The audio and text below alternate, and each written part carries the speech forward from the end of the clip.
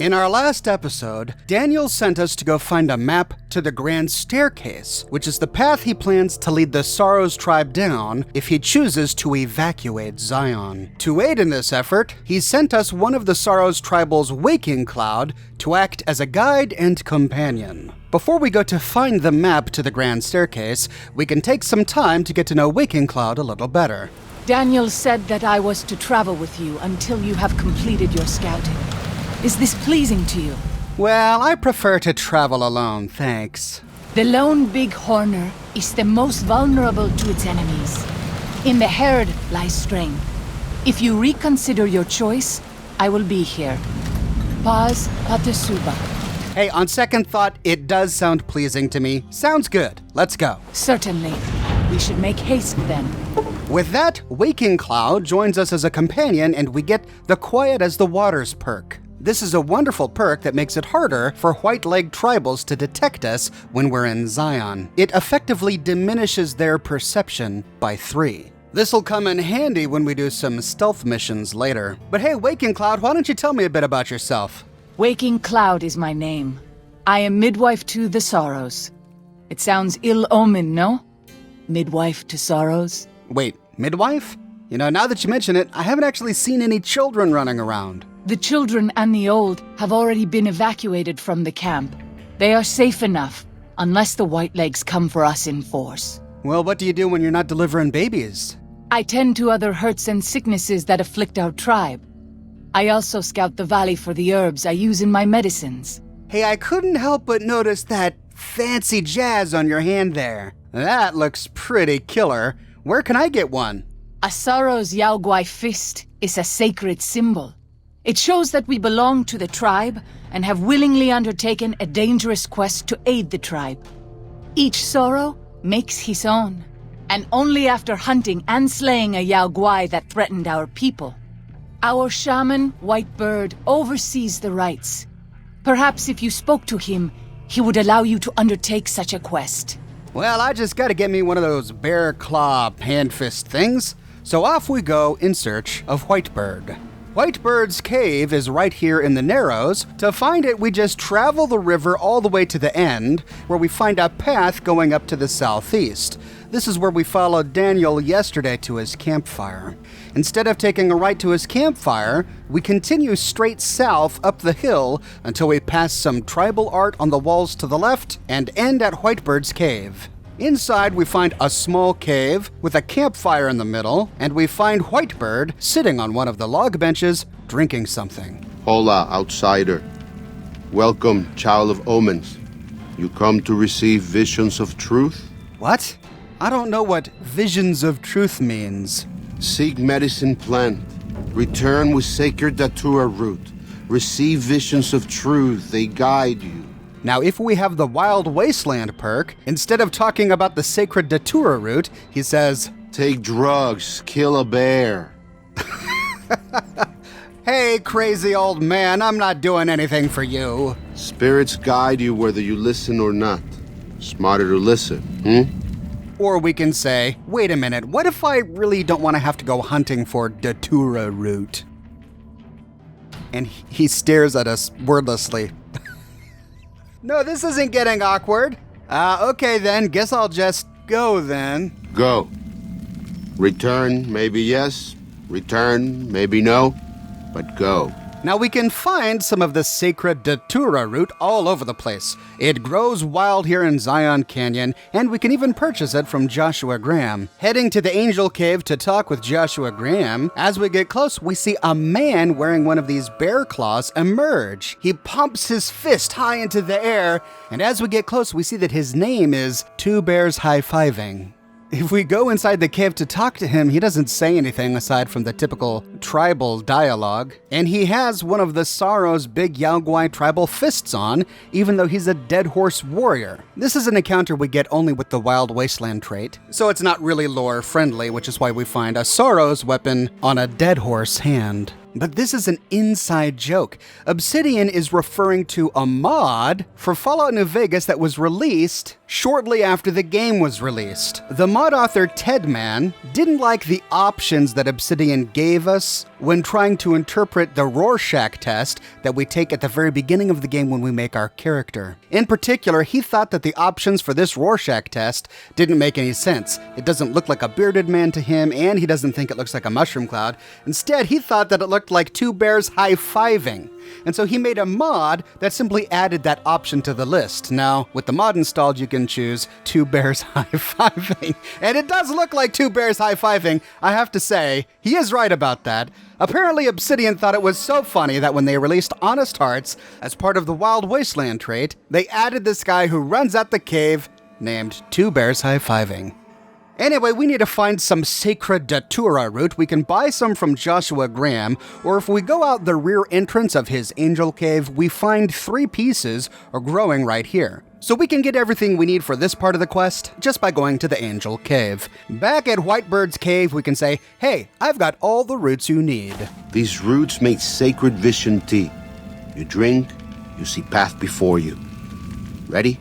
All right, let's do this. Drink. Tea is strong. Tea is bitter. Wisdom is strong. Wisdom is bitter. You see? You go to cave. Find ghost of she. Lay ghost to rest. This your quest.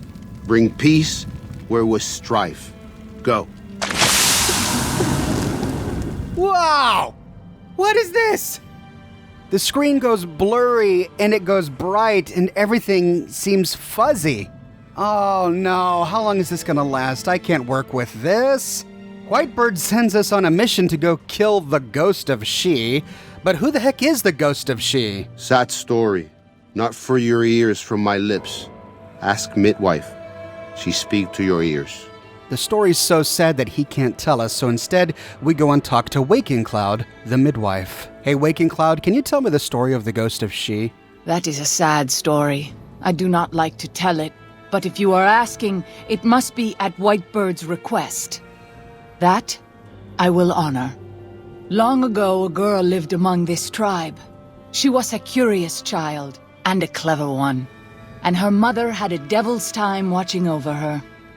One day, the child slipped away from camp and went to play in the caves nearby. The girl did not know that a Yaogwai slept in that cave. The girl died.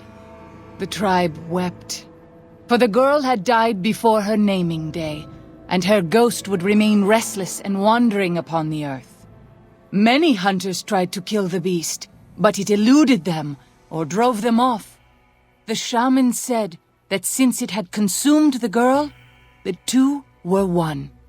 So we call the beast Ghost of She, for the child had no name to be called. That is the story of the Ghost of She. It is a sad story. It is our story. Oh my gosh. So a small girl got eaten by a Yaogwai? And then the Yaogwai absorbed her soul? And that's who I have to go kill now? Really? Ah, man, I don't want any business in killing girl spirits and bear bodies.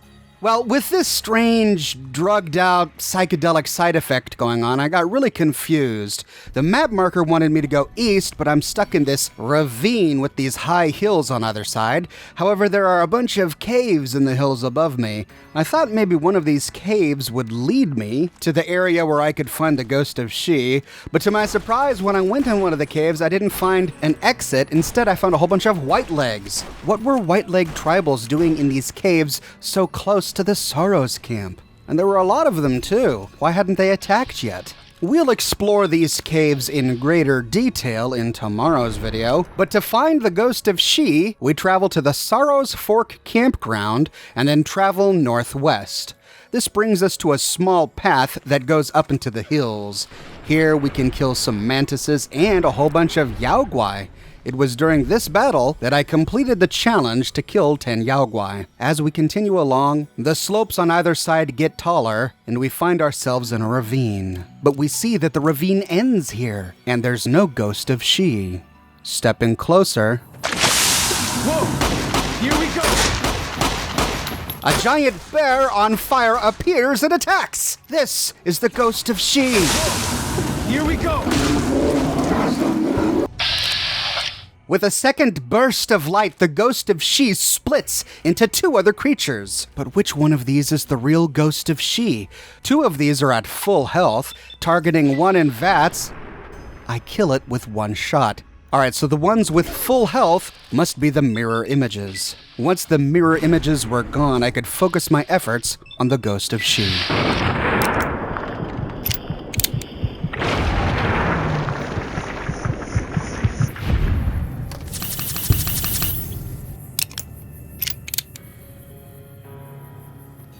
Look, I'm not dead.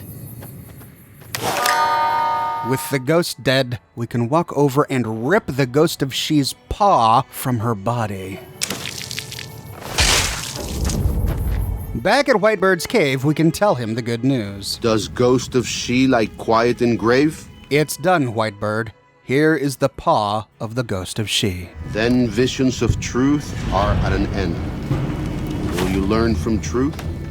Maybe yes, maybe no. Only for you to decide. Here, take. Gift to remind you of visions. Use well, or sell to curious trader. Either way, says much about you. With that, he gives us She's Embrace. This unique fist weapon is at full condition when we get it and does 50 DPS over time. Plus, it has a bonus to critical damage and critical chance. It is a powerful fist weapon, and it looks amazing. Look at this giant bear hand on my character. But I have to admit that this quest disturbed me a bit. First, anytime the supernatural happens in a Fallout game, it kind of irks me a tad. Now, I do realize that the supernatural does exist in the Fallout universe. There's no getting around it. After the Dunwich stories, after visiting the Grantchester Mystery Mansion, even that deal with Lorenzo Cabot. I don't think we know the full nature of the supernatural in the Fallout world. Can it be measured by science? Does it have something to do with extraterrestrials? That's a topic for another day. Now, if we wanted to rationalize this, we could say something like, the sacred Datura root was somehow a psychedelic drug that put us into some crazy trance. Therefore, everything about the ghost of She that we saw was a hallucination. Even the physical evidence we walk away with after doing this quest, the claw of the ghost of She, can be explained away like this. We could say, well, we really just fought a real Yao Guai, but in our drugged out state, we thought it was on fire and we thought there were 3 of them. Therefore, the paw that we looted was just a Yao Guai paw that this shaman guy turned into a fist weapon. We can certainly get around the problem that way. But knowing that the Fallout universe is quite comfortable with the supernatural in its lore, I don't think we really need to explain it away. Maybe things are exactly as they seem. Maybe a small Sorrow's child really did get devoured by one of these Yao Guai bears, and maybe that child's soul really did get absorbed by the Yao Guai. And if that's the case, then we just killed a small child who had already died once, making this a very disturbing quest. Now, Whitebird presents it to us in such a way that we're putting the beast to rest. Okay, maybe we are putting her spirit to rest. Still, the thought of putting a dead girl's spirit into the grave is a tough one. At any rate, completing this quest opens up new dialogue options with Waking Cloud. She's been a tribal of the Sorrows for quite some time, long before the new Canaanites came to Zion. We can ask her how long she's known Daniel. 6 years. He attended the birth of my 3rd child. It was a hard birth. The river nearly carried my water to the father, and my child's with it. Daniel knew the ways of New Canaan's medicine. He stepped in and saved both of our lives. After the birth, I asked Daniel if he would teach me what he knew of childbirth. He agreed, and so here I am. Oh, Birth, you're a mother. Oh, so you must have some family. I do. A fine husband and 3 children. I miss them each day, but I take comfort in knowing they are safe. Oh, I'm glad to hear that they're safe. But if they're not here, where are they? When we learned that Salt Upon Wounds had defiled Zion with his presence, Daniel ordered the children, the old, and the sick evacuated from the camp. My husband volunteered to lead the hunters that went with them for protection. I try not to worry about them, But we have had no news for so long, and Daniel seems sad when I ask him about it. Sad and a little frightened. Well, I could talk with him. Maybe he'll open up to me. Perhaps he will. I sometimes feel he thinks he must protect me. If he has news, I would know of it. With that, we get the quest, a family affair. We can then head on over to Daniel. I'm glad to see you're still with us. Can you tell me a little bit about Waking Cloud's family? What do you want to know exactly? I'm sure she could tell you much better than I. Well, she said that one of her births was difficult and that you helped her through it. Oh, well, that's true. Waking Cloud is a talented midwife. She certainly brought more children into the world than I have. But there are some problems she's never dealt with. One of them came up when she was having her third child, and I really didn't do much. I'm surprised she mentioned it. Did you help the rest of her family leave Zion? I did. Okay. Detecting a bit of hesitation here. Maybe we should talk about something else. Good. Fine. Whatever you'd like to know. On second thought, what's the matter? Did something happen? Her 3 children are safe. They made it north weeks ago and met up with New Canaanites heading east. Her husband didn't make it. He died protecting their children from a whiteleg attack.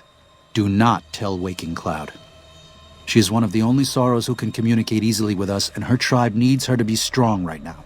What? He knew this the whole time, and he's keeping this from her? How can he possibly justify this? Now, we can respond in one of 3 ways. We can say, hey, Daniel, settle down. I'm not going to tell her. Good. I'll tell her. After we've helped the rest of the Sorrows reach safety. Or we can say, I don't think you should be hiding this from her, but I do see your point. I won't say anything. And I don't like hiding it from her. But I'm between a rock and a hard place here. Her people... Honestly, we all need her help. As much as it pains me to say it, there will be time to mourn later. Or we can be outraged and say, it's her husband! Don't you think she has a right to know? To everything, there is a season. Who are you or I to put this heavy burden on her now? Who am I? Who are you? Aren't you the guy in charge around here? That's not an easy thing to be. I don't like doing this. But I can't see any good coming from telling Waking Cloud her husband died. We can choose to tell Waking Cloud anyway, against Daniel's better judgment, by saying, that's too bad, Daniel, because I'm gonna tell her. You'll do what you'll do. I won't try to stop you. I'd ask only that you consider the repercussions of your actions. Or we can try to reason with Daniel to convince him that this was a really stupid decision, that he shouldn't have kept this from her. Daniel, you're the new Canaanite who's supposed to help lead these people, not hide things from them. I know, you're right. I shouldn't have hidden it from her in the first place. We can't fail here again. Zion can't become the next New Canaan. The Sorrows don't deserve that. They don't deserve any of this. Sometimes I look at them and wonder if they would have been better off if those old trails had stayed forgotten. If we had never found any of them. Tell Waking Cloud if you think that's best. I won't stop you. With that, we now have a very difficult choice to make. We can go to Waking Cloud, and we can either tell her the truth, or we can lie. If we choose to lie, we say, Daniel isn't avoiding talking about your family. He's just preoccupied with everything that's going on. This is true? You spoke to him? Oh, that is a relief. Gracias, Nane. Our choice here affects the end of the game. If we choose to lie to Waking Cloud, then at the very end, we learn this. Waking Cloud turned bitter and resentful toward Daniel and the New Canaanites when she learned her husband's death had been concealed from her. She poisoned some of her tribe against New Canaanite teachings, making relations between the groups difficult from time to time. Alternatively, we can tell her the truth. About your husband, Waking Cloud. I'm afraid he was killed by the Whitelegs during the evacuation. What? No. You must be mistaken. Daniel would have told me. I'm afraid it's true. Daniel kept it from you because he thought the grief would distract you. How dare he? What gives him the right? I thought Daniel was my friend, but he cares nothing for the sorrows. Now that we've told her the truth, we can help guide her emotionally by responding in one of two ways. We can agree with her and say, you know what, you're right. I agree. It was arrogant and it was cruel. Not the kind of thing that a friend would do. Arrogant. Yes. I thought Daniel respected me, saw the sorrows as his equals. But he manipulates us for his own ends. You're right. But now, what are you gonna do about it? About Daniel? I don't yet know. But I am a woman of the sorrows, and I will have restitution for my husband. And despite what Daniel thought would happen, Waking Cloud knows her duty, and she refuses to let her grief overcome her. The other choice is to play the mediator. Here, we don't lie, and we don't even defend Daniel. We simply try to explain his motives.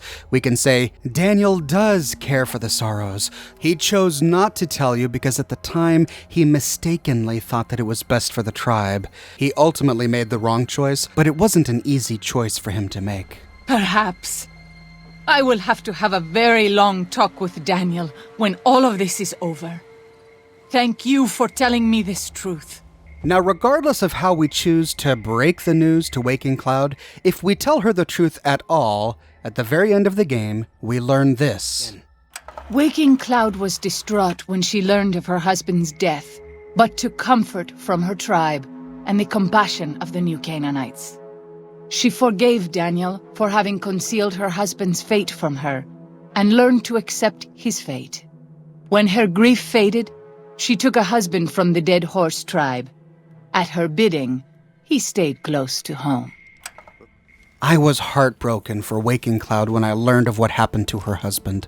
But I'm really angry at and disappointed with Daniel for hiding this information from Waking Cloud. I agree with what Waking Cloud said here. It was arrogant for him to conceal the information. It did show a lot of disrespect. It betrayed the way that he feels about them. I know in yesterday's video, he flat out said that the sorrows are ignorant, and maybe they are ignorant in some things, like the way of the world, and they are certainly naive. But when it comes to her husband, we're talking about things that you don't have to be worldly to understand. This is about a husband and a wife. This is about the father of her children. This is about her family. She doesn't have to be a sophisticated New Vegas gambler to be able to handle the information about her husband. What Daniel did here is he treated her like a child. He didn't have enough faith in her to react to this information like a mature adult. This is the mother of 3 children. She is the midwife of the sorrows, and he didn't have enough faith in her maturity to handle this information responsibly. Now, he was obviously wrong. When she found out what happened, she handled it like a pro. Yes, she was grief-stricken, but she knew her duty. She says, I am a woman of the sorrows, and I will get my restitution. Her restitution is seeing that her tribe finds safety, and possibly even seeing the defeat of the Whitelegs. Those are the 2 things on her mind. That was where her focus was, even though she was heartbroken by the news. So Daniel clearly miscalculated.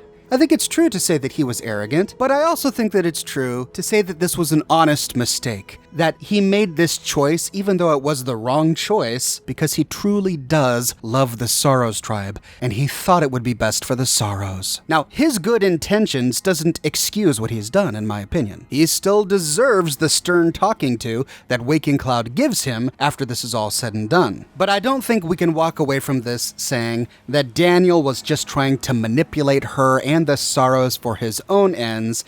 Instead, I think that we must be forced to admit that if he was trying to manipulate anyone, it was only because he was trying to help the Sorrows. He was trying to help keep them alive. He was trying to prevent from happening to the Sorrows what happened to his own New Canaan. That is a noble goal, even though I think his execution here was extremely clumsy. But those are just my thoughts on this. What are your thoughts? Do you think Daniel is redeemable in any way for hiding this from Waking Cloud? Or do you think that it's not a big deal? Of course he should have kept it. He didn't know how Waking Cloud was going to respond. After all, the ends justify the means. Let me know your thoughts in the comments section below. This was video 5 in my series on Honest Hearts. In tomorrow's video, we're going to learn more about the Sorrow's religious figure, the Father in the Caves. We'll explore every single cave, and we'll learn exactly why, when Sorrows visit those caves, they never return. So stay tuned for that. If you enjoy this series and you want to support me in a more personal way, consider becoming one of my patrons on Patreon. Patreon subscribers gain access to a private channel on my Discord server, as well as a bunch of other cool Oxhorn perks. But more than anything, ladies and gentlemen, I'm just so glad you're here watching this video with me today. Thank you so much for watching, and I'll see you tomorrow morning, bright and early, with a brand new video.